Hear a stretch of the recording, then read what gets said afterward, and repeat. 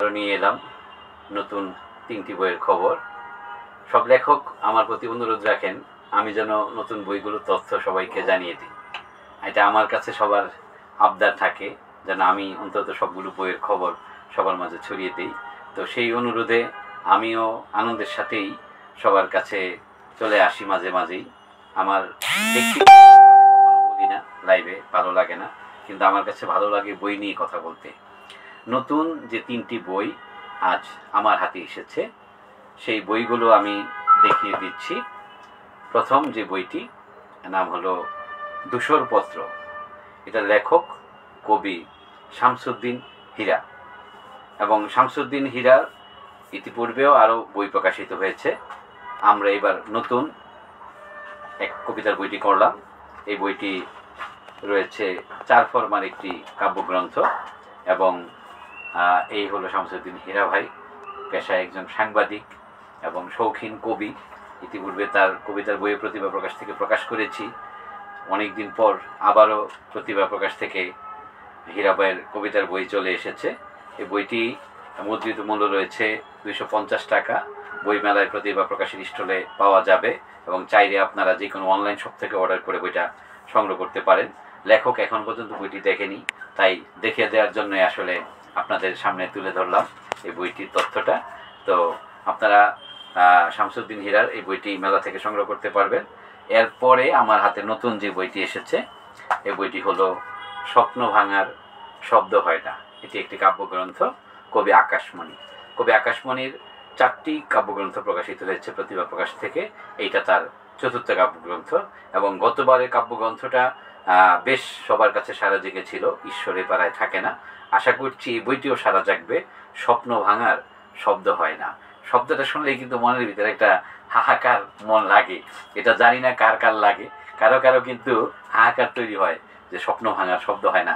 কতটা অভিমানে, কতটা হাহাকার নিয়ে কবি আকাশমণির এই কবিতাগুলো লিখেছেন আমরা সবাই জানি না, তবে পড়ে জানবো। এই বইটিও 4 ফরমার একটি কাব্যগ্রন্থ। এটি মুদ্রিত মূল্য রয়েছে 200 টাকা।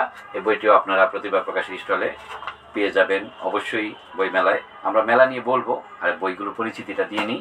তারপর 2টি কবিতার বইয়ের পর এবার যে বইটি নিয়ে আমি তথ্য দিব, এই বইটির নাম শিক্ষানবিশ সাংবাদিকতা।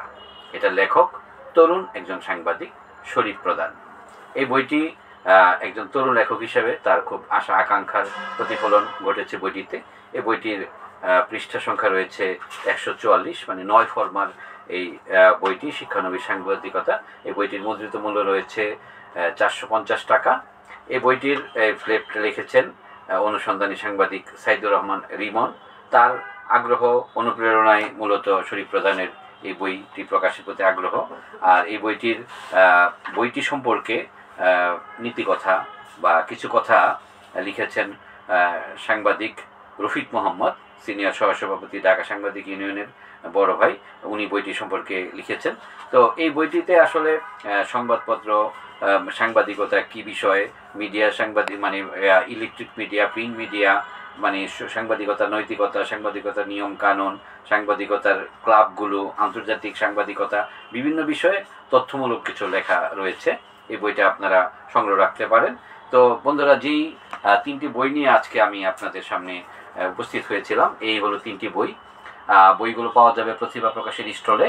প্রতিভা প্রকাশ অমর 21 বইমেলায় প্রতিভা প্রকাশের স্টল নাম্বার 327, 28, 29।